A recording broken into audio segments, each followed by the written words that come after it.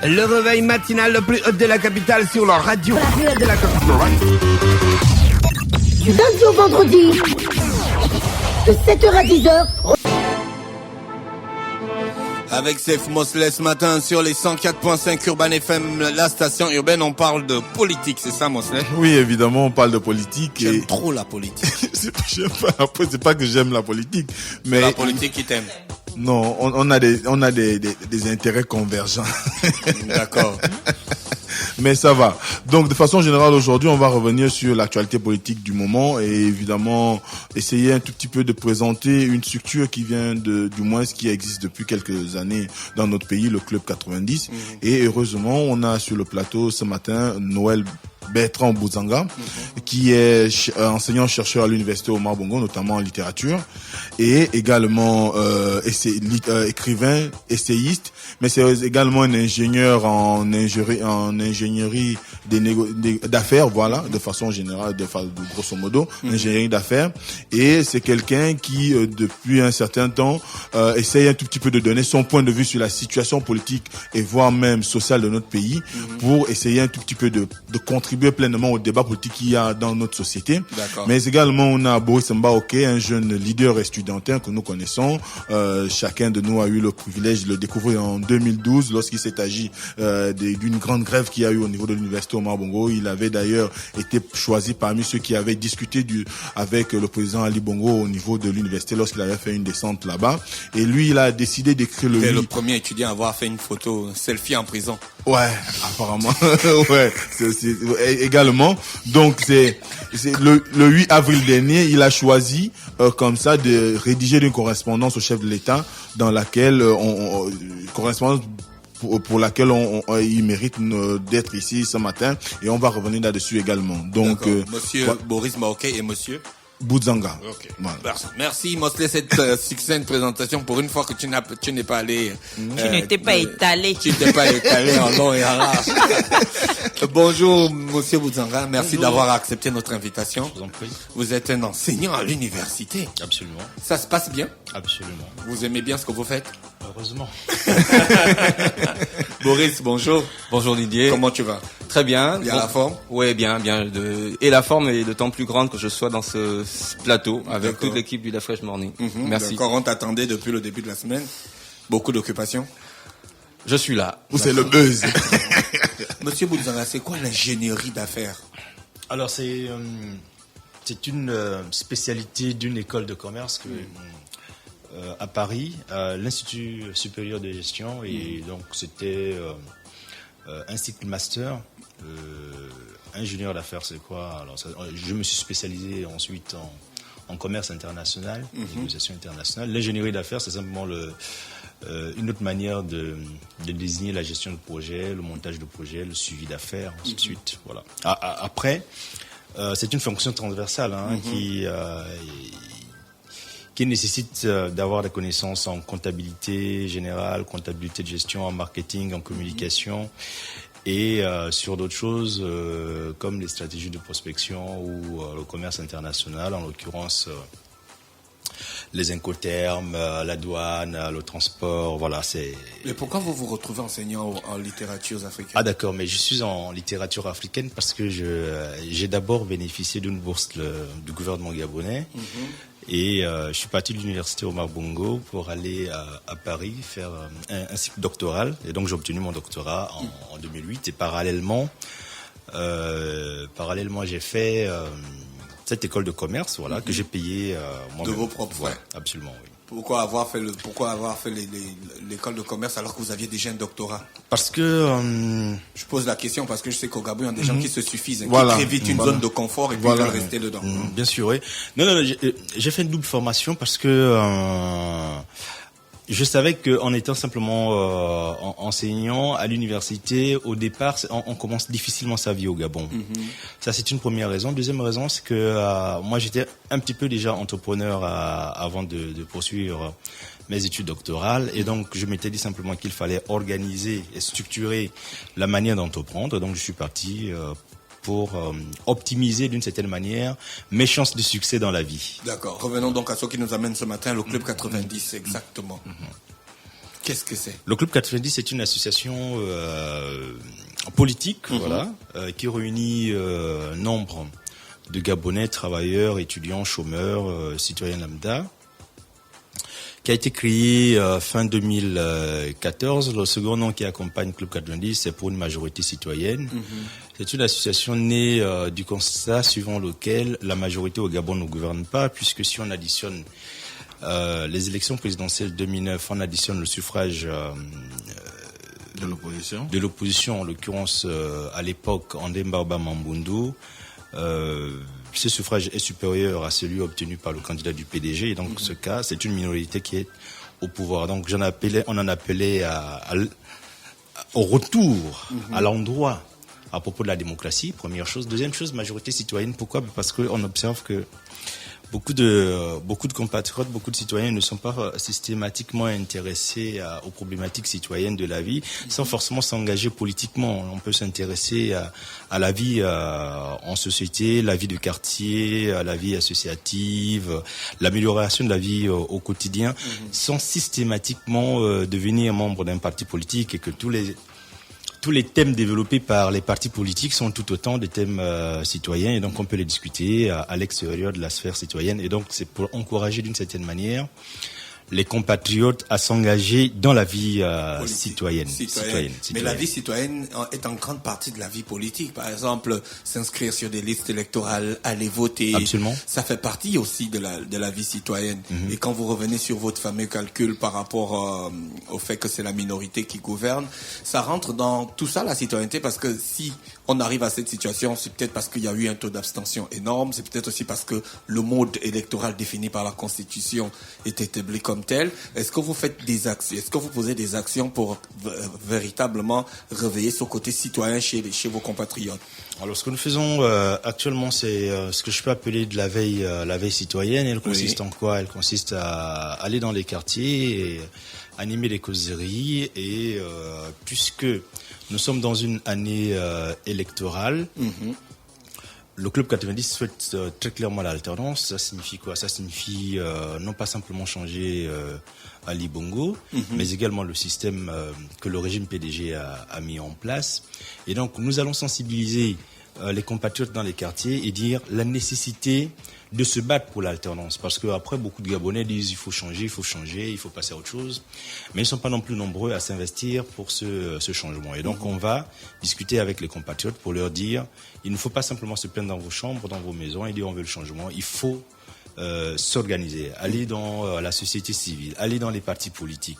En tous les cas, à investir tous les milieux possibles, même les milieux sportifs, les milieux artistiques, pour dire on veut ce changement, et en plus on est jeunes, donc on veut bien que le pays passe à autre chose et que nous racontions des choses bien plus heureuses que celles que nous racontons aujourd'hui. Vous êtes inscrit dans une logique de changement du système, donc pas seulement de la personne qui incarne le système, mais de tout le système. Mais également, en parallèle, on vous voit initier une série de rencontres à l'endroit de certains qui sont aujourd'hui en l'opposition pour essayer de discuter avec eux. Quel est l'objet de ces rencontres-là? Alors, sachant qu'ils étaient déjà, ils sont une émanation du système. D'accord. Je suis né en 1976, aujourd'hui j'ai 40 ans. Ma maman, que j'ai perdue il y a 3 ans, est née en 1960, et en 1960 c'était Léon Mba qui était président de la République. En 1968, Omar Bongo est devenu président. Il est resté une quarantaine d'années jusqu'en 2009, et son fils a pris le pouvoir. Donc, ma maman est restée dans le régime Bongo. Je suis né dans le régime Bongo. J'ai maintenant un enfant qui est là aussi dans le régime Bongo. Donc nous sommes dans un régime dynastique. À un moment donné, on dit il faut changer ça.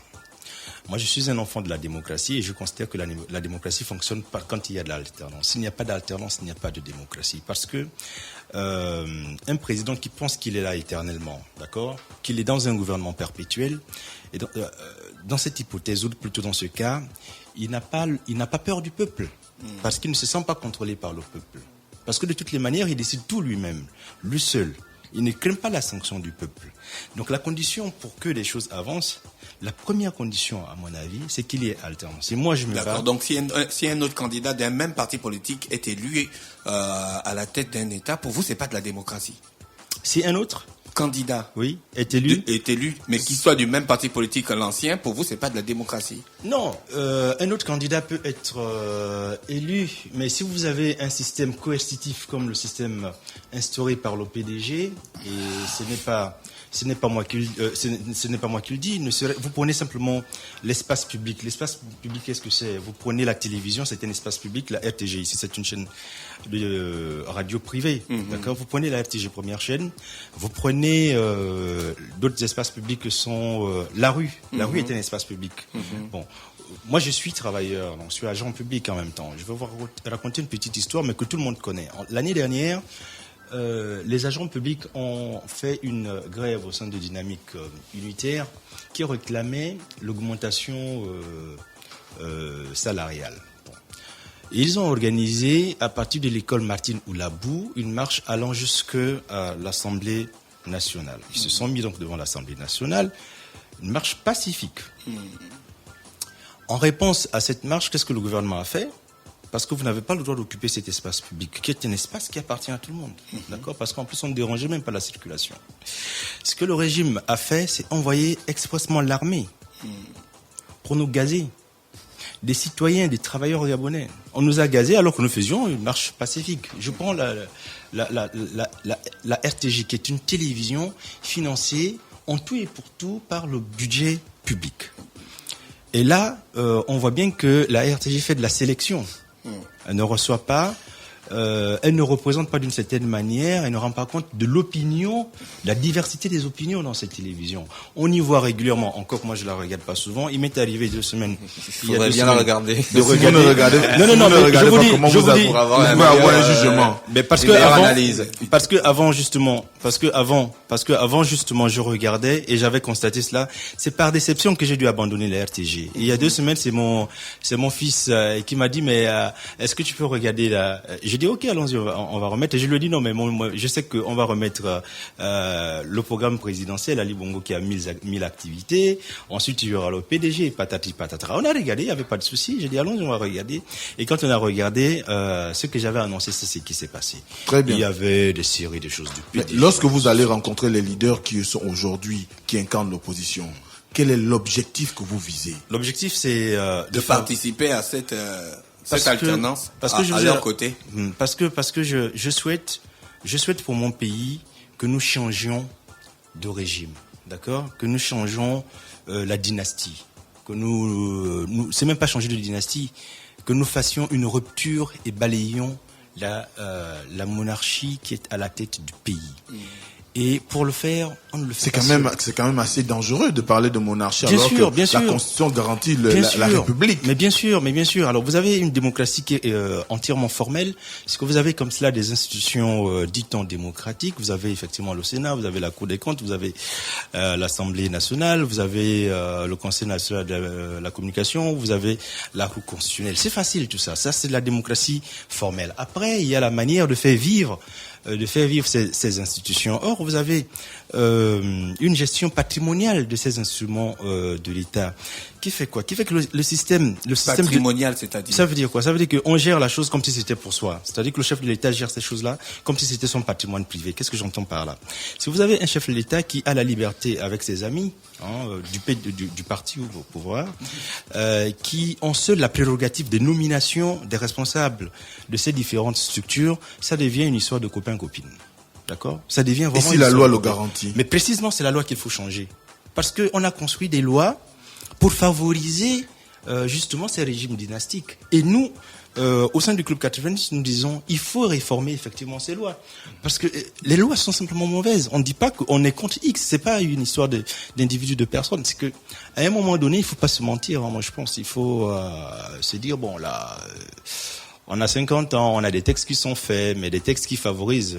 J'entendais encore quelqu'un hier, il disait, mais les textes ont été faits pour Omar Bongo. Et là, c'est son fils qui en profite maintenant. Vous voyez, par exemple, l'élection à un tour. Moi, je vous comprends pas quand même. Vous êtes dans le Club 90, vous êtes censé œuvrer pour la société civile et le développement de la citoyenneté. Voilà. Mais ils sont presque dans les mêmes combats, mais c'est pas totalement ça. J'ai dit que c'était une association politique. C'est une association politique. J'ai dit que c'était une association elle est politique. politique. Hein. Oui, J'ai dit que c'était une association non, politique. C'est pas une ONG. J'ai bien dit. C'est une association politique. Je l'ai dit. Seulement, moi, la question. Non, ce que je n'arrive pas à comprendre, c'est que non, en fait, donc ma question n'aura pas lieu parce que je me disais que c'était une association qui œuvrait pour le développement de la citoyenneté, comprendre comment le citoyen doit se comporter dans la société. Mais vous ne croyez pas aux institutions, vous ne croyez pas aux lois. Vous vivez dans un pays où vous dites le contraire de ce qui est et de ce qui est vu. À ce moment, je me demande comment on peut vous faire confiance pour participer à vos côtés à l'alternance, quoi. Une analyse un tout petit peu à l'opposé de ce que certains aujourd'hui considèrent comme quelque chose de viable dans notre pays en ce qui concerne le fonctionnement des institutions, par exemple. Mais écoutez, il y en a qui ont la chance, la capacité de se donner une cécité par rapport à ce qui se passe au Gabon. Moi, je n'ai pas cette chance. Moi, ce que j'observe, c'est d'autres pays autour de nous, comme le Bénin, qui vivent la démocratie. D'autres pays comme le Sénégal, à côté de nous, qui vivent la démocratie. Ce que j'observe, c'est un pays où on ne travaille plus, les grèves au quotidien. Un pays où, dans une salle de classe à Libreville, singulièrement, vous avez 160 élèves ou 200 dans une salle de classe. Un pays où il n'y a pas de distribution régulière d'eau et d'électricité. Un pays où le même parti, la même famille dirige le pays depuis 50 ans. Alors si vous estimez que tout se passe bien, non, c'est pas comme... je vous laisse le soin je vous laisse le soin d'avoir cet avis. Ce n'est pas mon avis. D'accord. Boris, merci d'avoir accepté notre invitation. Merci, monsieur Bounzanga, vous restez avec nous, vous partez pas parce qu'on a encore beaucoup de temps à passer ensemble. C'est très intéressant ce que vous dites et les auditeurs nous écoutent sûrement. Boris, toi tu es un jeune Gabonais qui vit au quotidien les difficultés de tout jeune Gabonais, mais tu as écrit une lettre au président et cette lettre a fait un boom sur les réseaux sociaux et sur les médias en ligne, c'est ça, Mosley? Exactement. La première question que j'allais te poser, c'est la rubrique de Mosley, mais je te pose quand même une question. Qu'est-ce qui t'a motivé? Bien, comme je le dis dans ma lettre, déjà l'objet de la lettre c'est des encouragements. J'ai écrit une lettre d'encouragement au président de la République. Et ce qui m'a motivé, c'est l'amour que j'ai pour mon pays et le bon sens. Le bon sens Pourquoi bon sens? Parce que je constate, au-delà de tout ce qu'on peut dire, je constate qu'en 7 ans à la tête de notre pays, le Gabon a un autre visage, avec Ali Bongo. Il y a des choses qui ont été faites, qui auraient dû être faites il y a 40 ans. Ça c'est très bien. Et je me réjouis d'être sur ce plateau avec monsieur Noël Bounzanga, qui est président du Club 90, et d'entendre ce qu'il dit. Déjà, le Club 90 est né en 2014, donc Ali Bongo était déjà président de la République. Oui. Et si monsieur Noël Bounzanga a pu créer une telle organisation et a pu mettre en place ce discours et le dire publiquement, je pense que c'est un grand avantage qu'on a dans notre pays.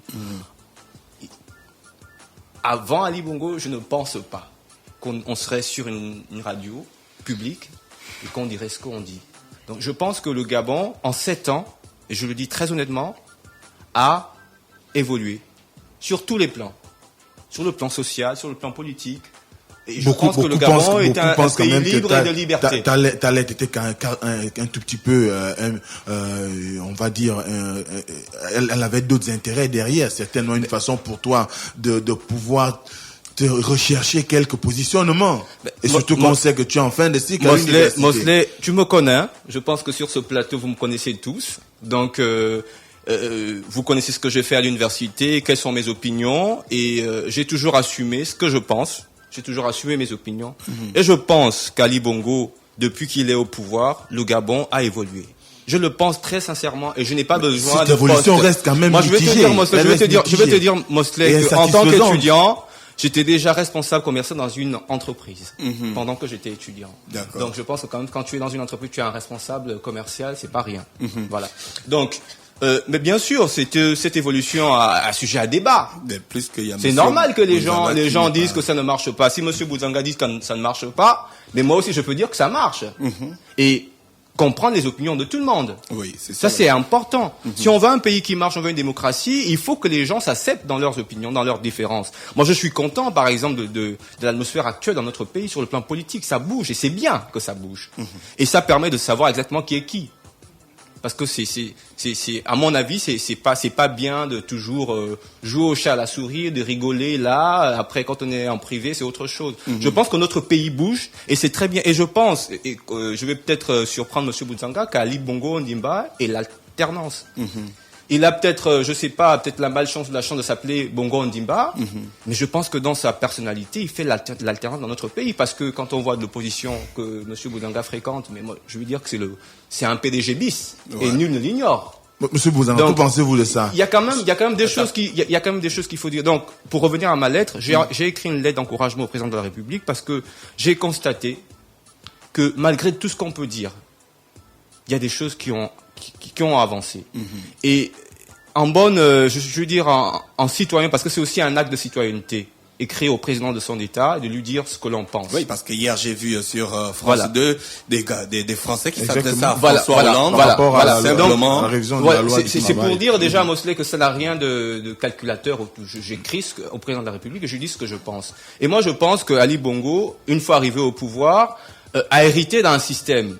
Comme on dit, un grand homme politique disait, parce que quand tu as une boussole, elle te dirige où est le nord. Mais la boussole ne te dit pas que pour aller au nord, tu vas rencontrer des marécages, des montagnes et tout le reste. Et ces marécages et ces montagnes, c'est la situation politique. Donc Ali Bongo hérite d'un système politique qui date depuis 40 ans, où il a été dedans.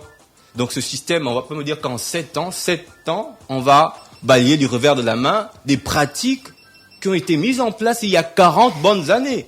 Donc ça aussi, il faut un peu de réaliste. Il faut un peu de réaliste. Et je pense que ce réalisme m'amène à dire que oui, des choses auraient dû être faites il y a longtemps, mais il y a des choses qui sont être faites. Oui, moi, je prends l'exemple, par exemple. Oui, je prends l'exemple.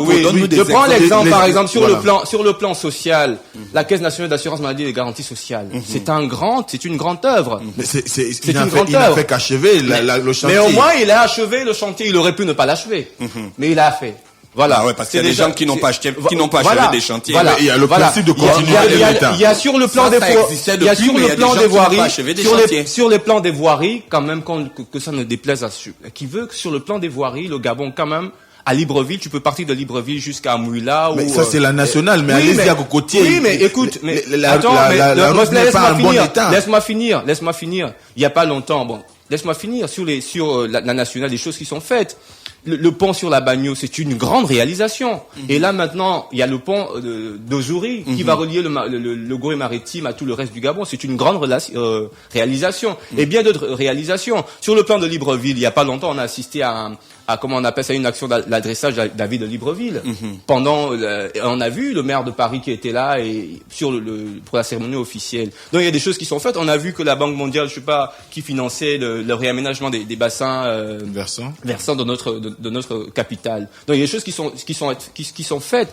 Et il faut pas demander aussi, moi je dis, si pendant 40 ans par exemple, quand les gens sont arrivés et que l'État ne prenait pas en compte, par exemple, il faut retracer les routes convenablement. Moi, on a eu une discussion avec Monsieur Boudzanga là avant de venir sur le plateau. Il nous a exprimé un peu les bons sentiments qu'il avait en allant au Burkina, par exemple. Hein. Et il a vu que les choses étaient bien faites, étaient bien tracées, mais ça, c'est l'État qui le fait. Mais si avant Ali Bongo, l'État n'a pas pensé à faire correctement les choses, de sorte que les gens n'aillent pas habiter dans des terrains qu'il ne faut pas habiter, et qu'après on vient de dire, écoutez, le Gabon, Libreville va mal, voilà, il y a tel machin, les gens se noient. Oui, c'est vrai que ça va mal, mais Ali Bongo a dit, oui, ça va mal, je l'assume, et je veux qu'on change. Donc il y a plein de choses comme ça. Moi, et pour parler de lettre, j'ai écrit au maire de Libreville pour la féliciter de l'image de Libreville. C'est-à-dire, en 40 ans, moi je vois par exemple, si on prend le rond-point de la démocratie, ou le côté où on va au palais de justice, mais cet espace était vide. Mais j'ai constaté qu'il est occupé, il y a des fleurs qui sont là. C'est peut-être rien, mais le fait d'avoir pensé à mettre en place des plantes pour agrémenter le paysage, mais c'était une bonne chose. Et ça, on devrait le féliciter, on devrait les encourager. Donc, l'action citoyenne, c'est aussi de dire... Ouais, il y a des choses qui ne vont pas bien, mais il y en a qui vont bien. Et ça aussi, c'est ça. C'est ça aussi l'action citoyenne. Donc il y a bien d'autres choses, par exemple sur le plan social avec les jeunes. Mais me direz peut-être le contraire. Mais à l'ère d'Ali Bongo, on a des jeunes qui entreprennent. On a moins de jeunes qui veulent aller dans la fonction publique, mais ils veulent être des patrons, malgré la difficulté de la vie. Ils prennent des initiatives. Moi, je vois par exemple, j'ai vu régulièrement des femmes qui conduisent des taxis. À Sogatra, ou des taxis rouge-blanc. On le voit. Des jeunes, moi je vois à la gare routière des jeunes étudiants licenciés et de master qui vont vendre comme on dit, le mutuki.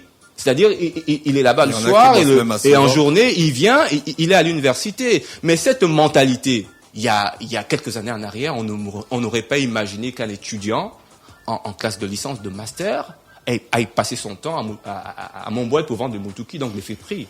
Donc, il y a un changement de mentalité qui se fait peut-être lentement, mais il y a des efforts qui sont faits et il faut reconnaître ces efforts. On a vu là, tout dernièrement, avec le programme Un jeune et métier, donc l'égalité des chances.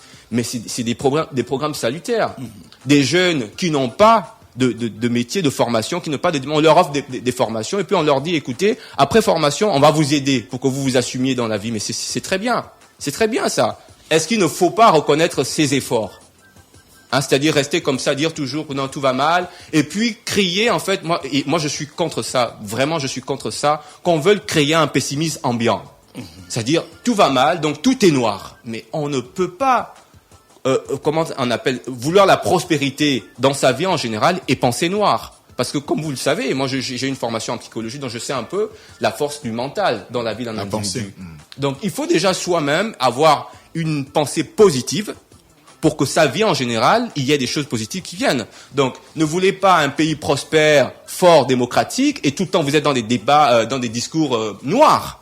Ce n'est pas bien. Et c'est dans ce sens que moi je dis au président, il est sur le bon chemin, on est sur le bon chemin. Et je pense, sans calcul rien du tout, je pense que le Gabon a besoin d'un président comme Ali Bongo, d'un homme fort, charismatique, qui dit malgré les difficultés, qui dit moi ce que je veux, que ça plaise à XY, il faut le faire parce que il y en a marre, en fait, avec des situations d'arrangement familial. On va négocier ici quand il faut qu'une loi soit votée pour la majorité des Gabonais. Mais il y en a qui sont les plus privilégiés, qui arrivent à la détourner. Et moi, je dis aujourd'hui quand même, qu'on le veuille ou pas, je pense que le Gabon est en train de se séparer d'une génération de privilégiés, une génération de personnes lambda qui peuvent nourrir des rêves et les réaliser. Et je le pense très sincèrement. Maintenant, après, il faudrait que les gens se lèvent le matin pour aller travailler. Tu ne veux pas avoir comment on appelle ça, vivre convenablement et le matin, tu ne te lèves pas pour aller travailler. Il faut aller te battre parce que les difficultés de la vie, comme tu l'as dit, tout le monde rencontre des difficultés. Tout le monde, William Ngoma l'a chanté, que tout le monde a des problèmes, le président a des problèmes. Donc, ne dis pas que les choses vont mal et que tu es couché sur ton lit tous les jours. Donc, il faut te lever aussi, aller travailler et puis te battre, en fait. Et je pense que cette philosophie aussi de la vie, et je le dis clairement, cette philosophie aussi de la vie, Ali Bongo est en train de la transmettre aux Gabonais. Tout n'est pas rose, mais il y a des choses qui sont en train d'être faites. Et je le redis, c'est dans ce cadre que j'ai adressé une lettre d'encouragement. Monsieur Bouganga, est-ce que finalement, avec le tableau que vient de peindre Boris Mbaoké, est-ce que vous ne pensez pas que aujourd'hui le discours que vous prenez est beaucoup plus un discours qui se cristallise autour même de la personne du chef de l'État? Quand on voit un tout petit peu toutes les actions qui sont menées aujourd'hui, c'est de dire bon, c'est finalement parce que c'est un Bongo. Dans la mesure où même vous-même vous avez parlé de dynastie, de monarchie, donc est-ce que quelque part c'est pas un débat de personnes qui est beaucoup plus mis en exergue que la réalité sociale que les Gabonais de façon générale essayent plus ou moins d'analyser?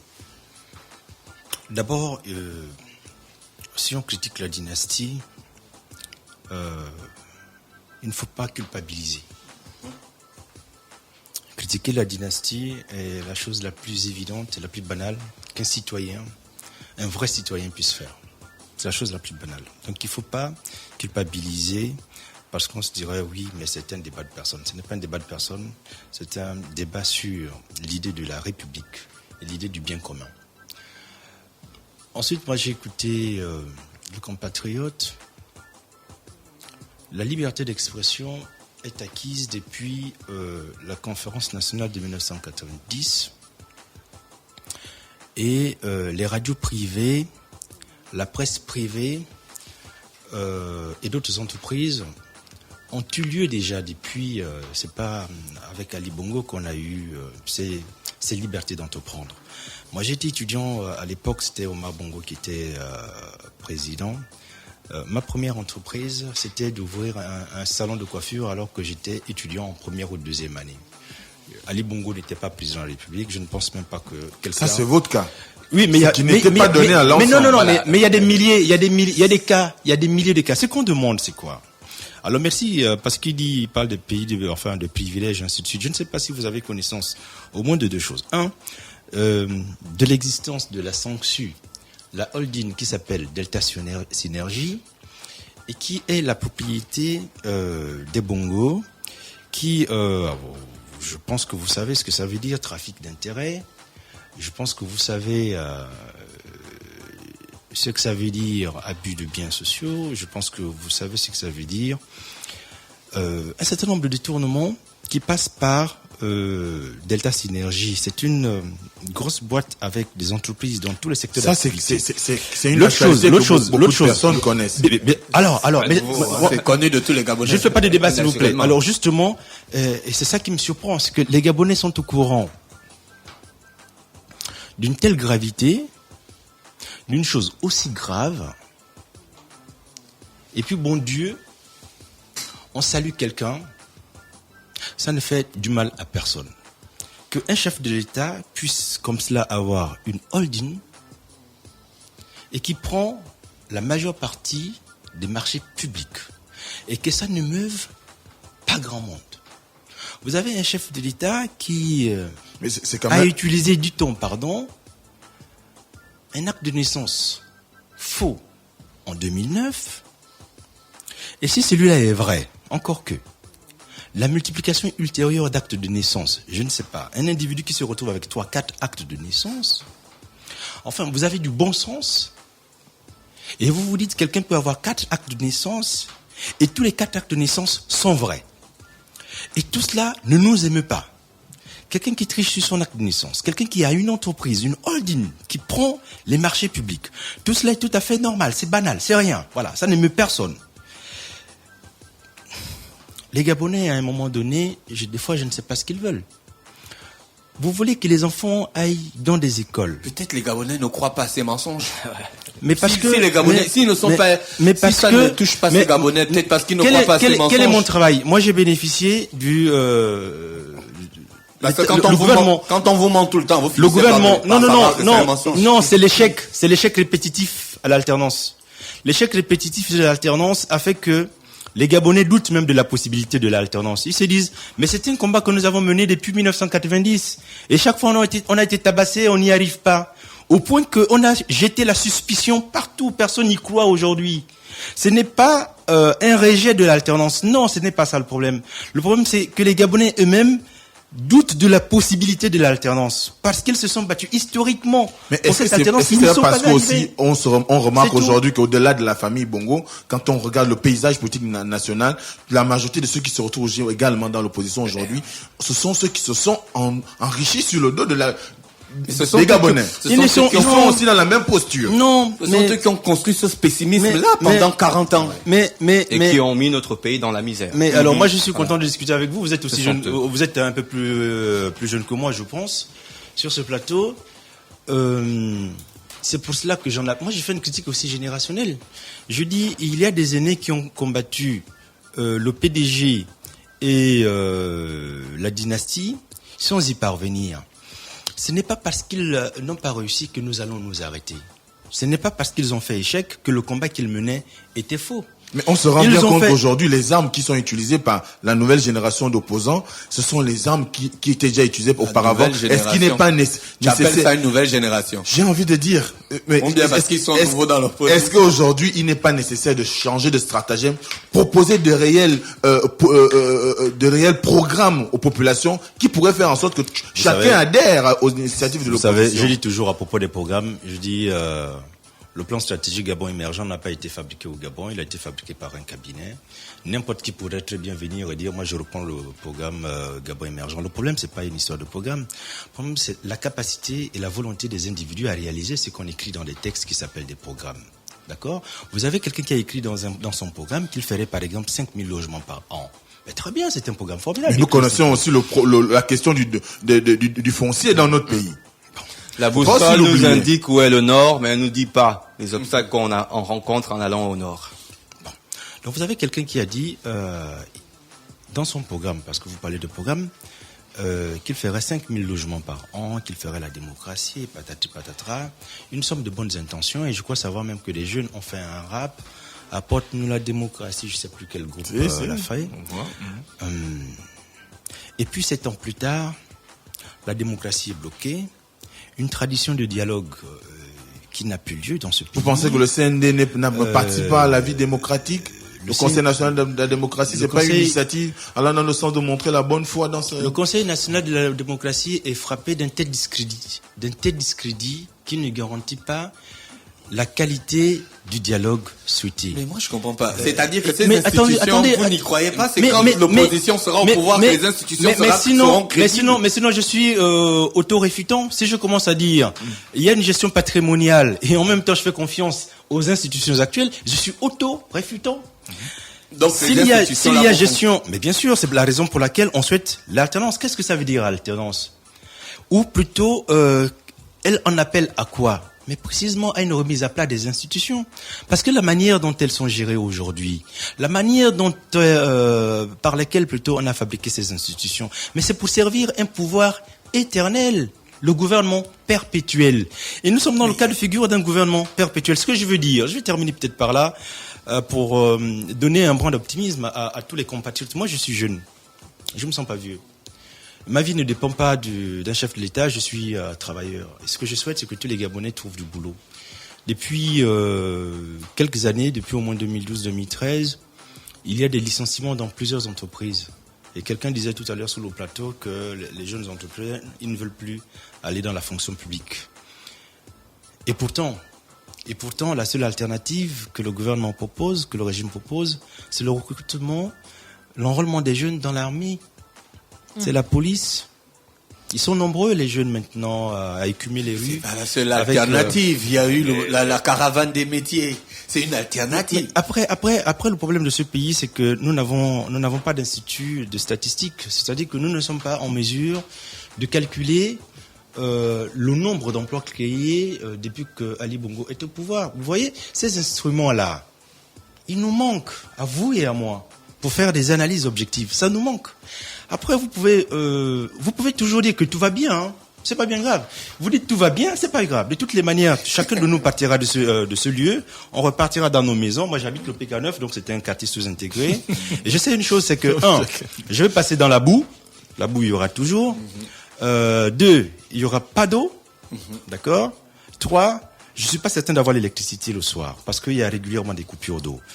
4, j'aurai toujours mon fils ou mon petit frère qui apprendra toujours dans un établissement où il y a 160 élèves dans une salle de classe. On parle d'égalité de chance.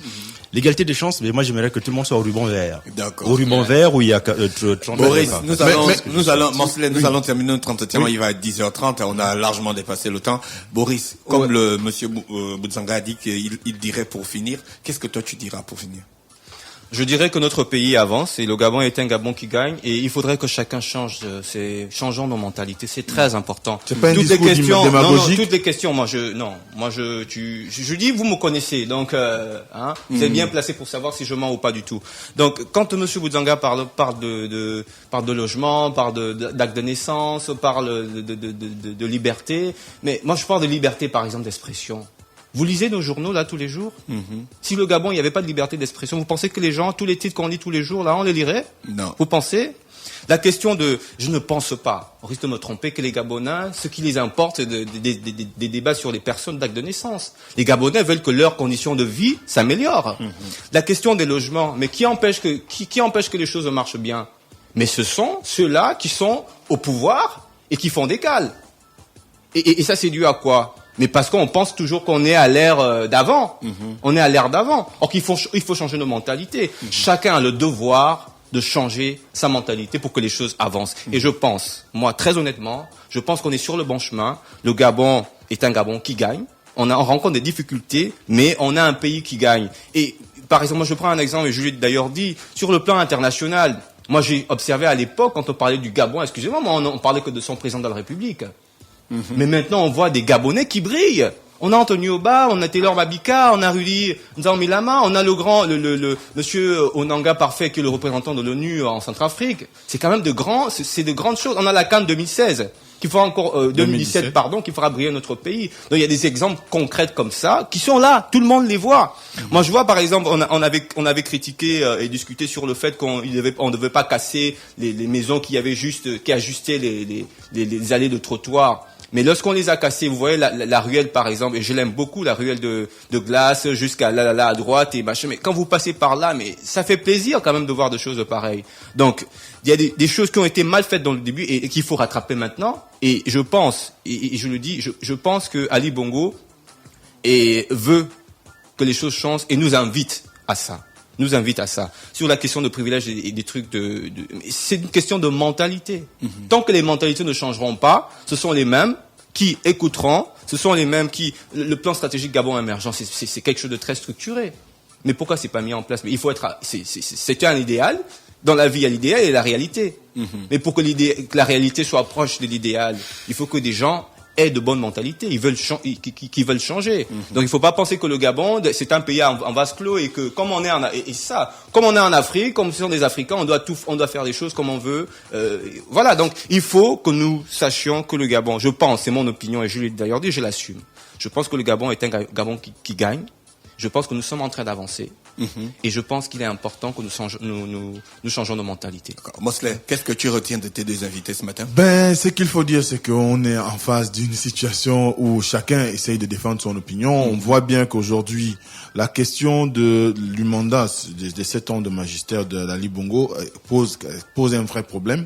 Et que finalement, l'analyse des uns et des autres est plus ou moins, du moins le rendu est mitigé. Parce que quand on regarde un tout petit peu du côté de l'opposition, on comprend bien leur combat. Le combat, c'est lequel? C'est que il y a eu un déficit en termes de réforme de l'État réellement. Ça aussi, il faut le dire, parce qu'on a souvent l'impression que ils sont, du moins le chef de l'État est arrivé avec ceux avec qui il gouverne, mais ils n'ont pas fait suffisamment d'efforts pour essayer un tout petit peu de reviser certaines postures de la loi ou de la Constitution qui allaient dans le sens de ne pas donner un grand nombre de possibilités. Ça, c'est l'opinion du PDG, de l'opposition, selon mon analyse. Et je crois que c'est ce que dénonçait monsieur Bouzanga, parce que lorsqu'il parle de privation des libertés et consorts, c'est vrai, on le constate nous-mêmes, on a toujours eu à le dénoncer ici, qu'à chaque fois qu'il y a une manifestation dans la rue, on charge les manifestants.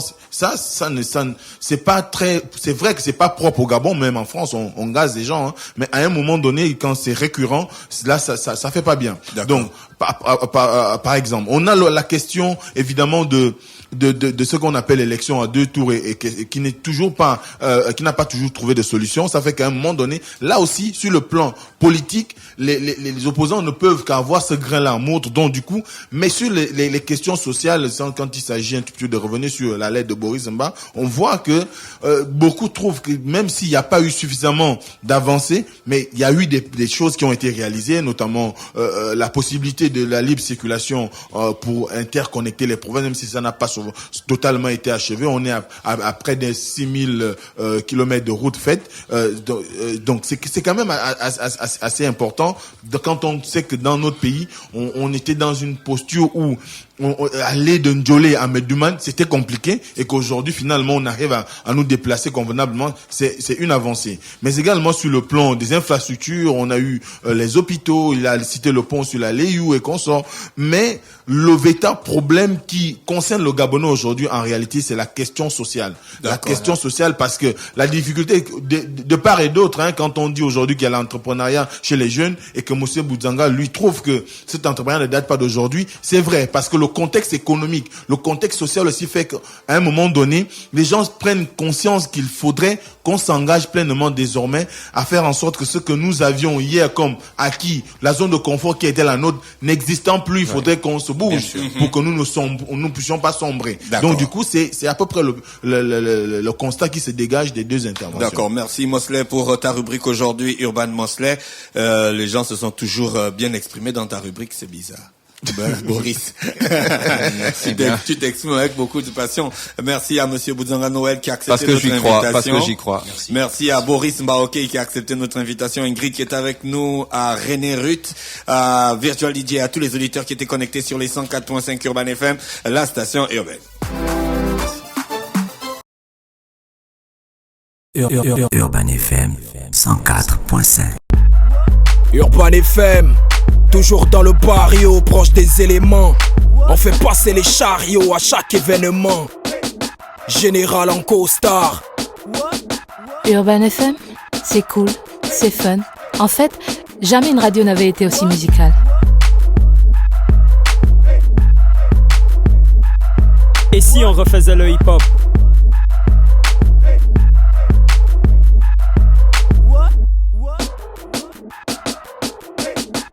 L'équipe nationale de la FM.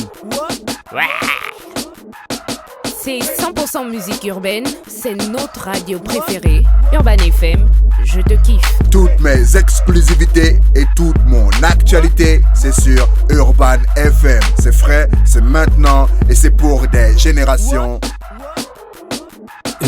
Urban FM 104.5.